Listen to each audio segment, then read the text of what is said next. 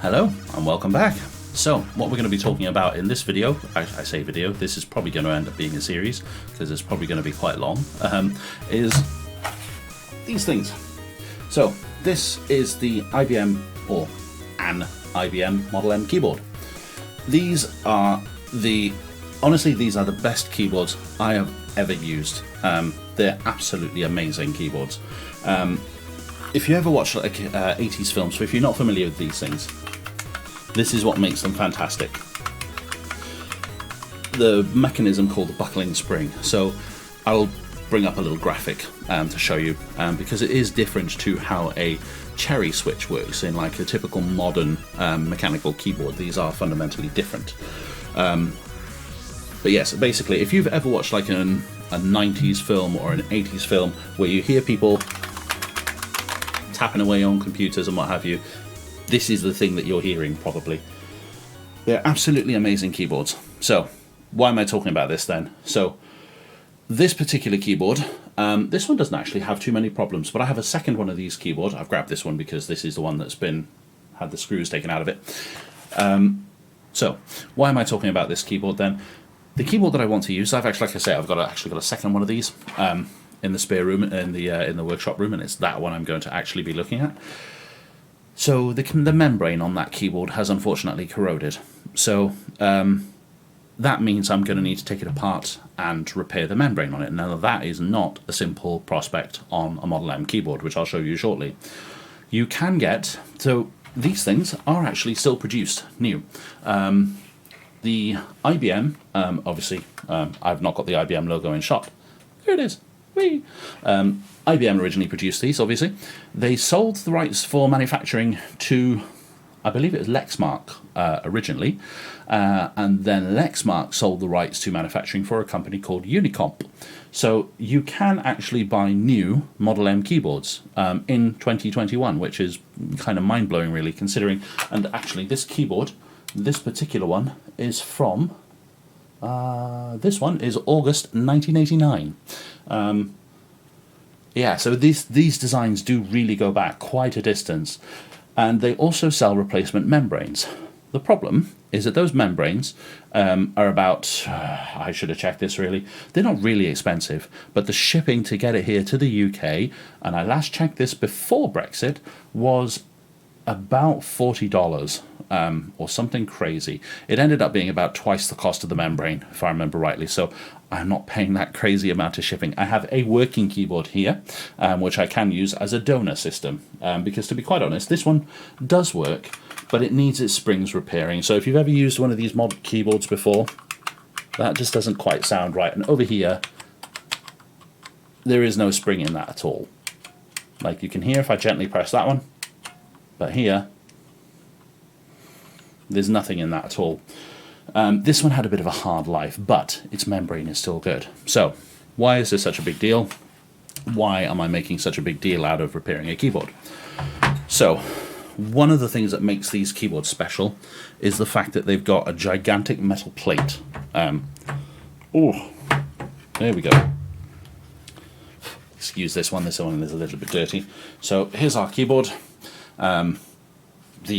The whole thing, and you can see you've got a big curved metal plate which sits behind the keyboard, this is actually what gives these keyboards most of their weight, to be perfectly honest. The issue, however, obviously, so you've got your plastic parts here, you've got the keys underneath here, and if I pop one of those off, you can see the actual spring in there. I'm just going to pop that on carefully to make sure I don't damage it. But the membrane is actually sandwiched between all these layers, and the problem is that IBM, in their infinite wisdom, elected to use these little buggers in order to put these keyboards together. So we have plastic, basically welded plastic tabs here, which hold all the parts of the keyboard together. So in order to access the membrane, we need to do a modification called bolt modding. Now what that involves is shearing off all of these plastic welds. You can see if I, where's one? Oh yes, right by there. So you can see one here already that's actually fallen off, and that's quite common because obviously the plastic goes brittle over time, and like I said, this is a 1989 keyboard. So what we need to do is shear off all of these with a chisel or something similar. And then what we need to do is modify the inside of this plastic shield and basically drill a hole in it, and drill multiple holes in it. What you'll end up with then basically is bolting through, and this is why it's called a bolt mod, you'll basically bolt through this piece of plastic through where the studs are and have a nut on the other side to secure everything together, which is why it's literally called bolt modding it, because you're installing bolts into it. So what I think is best now then, let's go over to the workshop. I will get the actual keyboard that I'm going to be using to disassemble, and I'll show you the disassembly process of that and all the components inside it, and let's get to bolt modding. Right, so what we're looking at here is my actual PS2 Model M, IBM Model M keyboard. This is the one that's damaged and the one that I want to repair.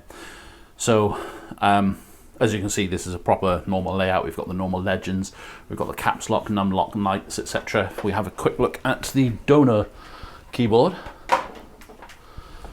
you will see that over here on the numpad, hopefully this is coming through on the camera okay. I can't actually see the camera preview right now, but hopefully it's coming through okay.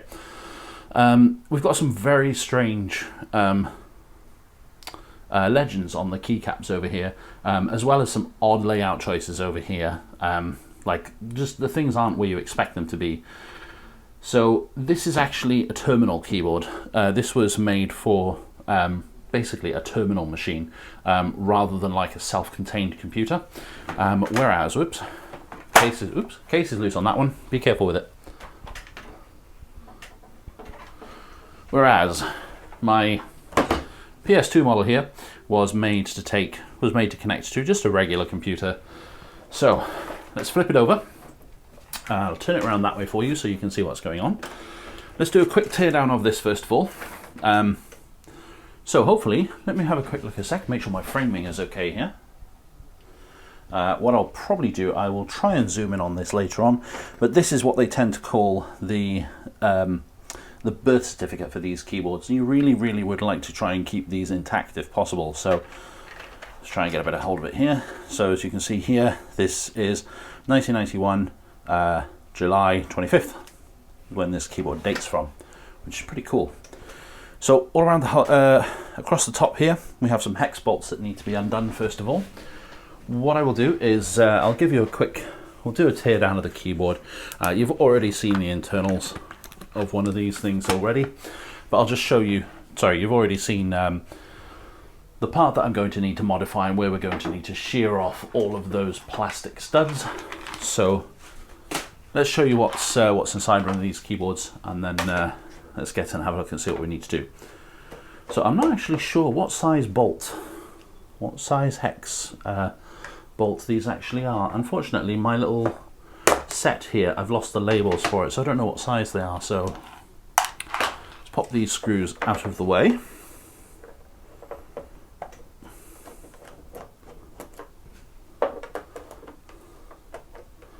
Okay, that one wants to stay in there. Fine, it can stay in there.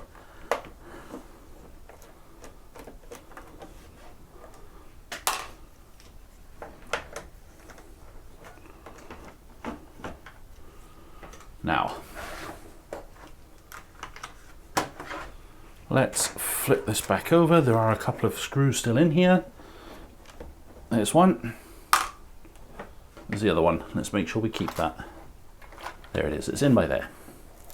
In by there. Went a bit Welsh there, I'm afraid. There we go. So, let's put the keyboard back where you can see it. I think, if I remember correctly, there is nothing attached to the top case, and we can just lift it. Yeah, we can just lift it straight off. So the next thing that we probably want to undo is over here. We have a grounding. Point here. I will show you the bottom of the keyboard in a moment, but the ribbon cables are all still connected here, so we just need to be a little bit careful. So once I get this keyboard out, and yes, this is minging, it is absolutely disgusting, it needs a serious clean. I will get to that. There are a couple of boards still screwed in down here, but I'll show you once we get this free of that plastic casing. I'll show you the actual damage on what we're dealing with here. So first of all thing I'm going to deal with is this grounding strap over here. I got my hex screwdrivers to hand, but I didn't get any other screwdrivers to hand because I like to prepare these things in advance instead of, you know, doing it on the fly. Let's open this here. That is too large.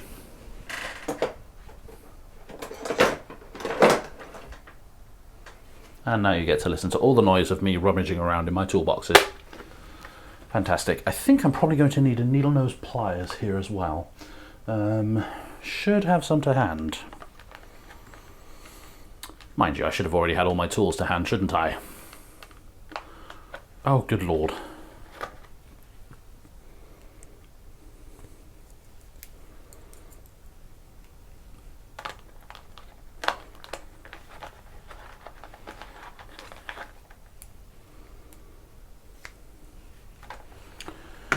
Okay, let's grab some needle nose.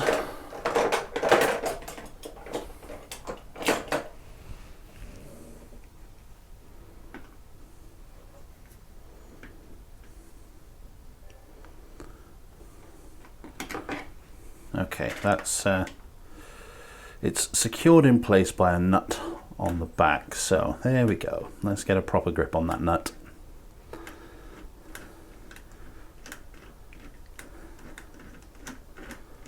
There we go.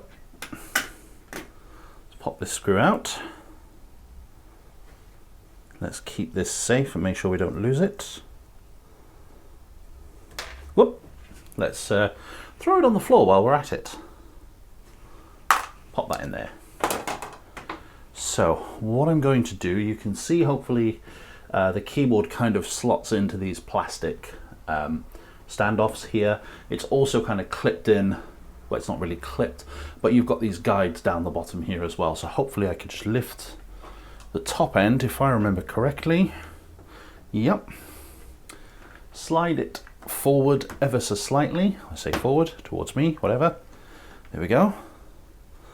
Now we have access to the ribbon cables down here. These are not zero insertion force. These are not nice ones where you've got nice little clips that you can undo.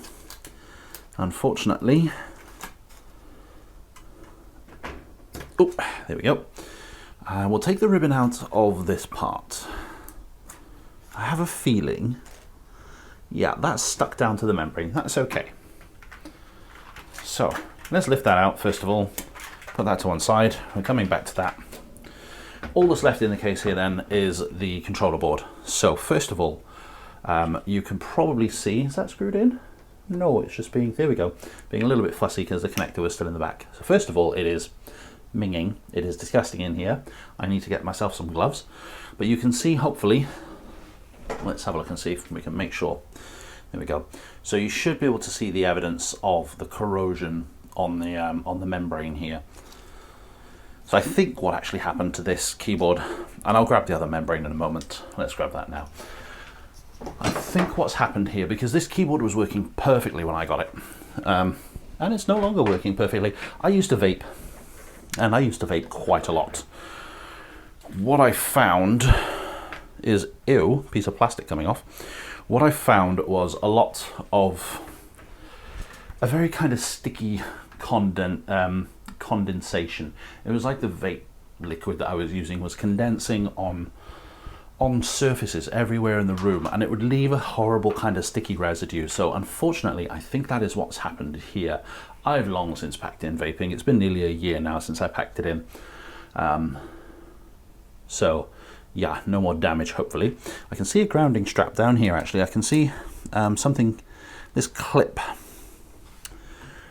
is connecting a grounding wire. There's some kind of ground wire here connecting this down here. Let's see if we can take this off, because that's going to prevent me from being able to, there we go, from taking the plastic from the, there we go. So let's lift this up a little bit closer to the camera. And you can see there, that one trace in the middle there has massive, massive corrosion.